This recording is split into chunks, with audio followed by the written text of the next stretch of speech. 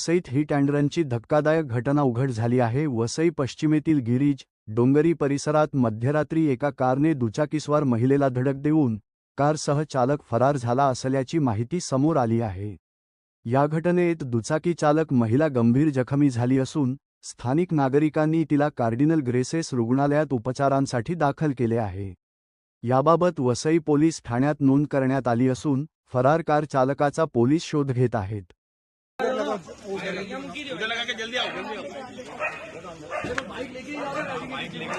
जास्त जोरात ऍक्सिडेंट झाला का? जोरात झाला ऍक्सिडेंट? हा, 4 व्हीलर वाला ठोकून पळाला.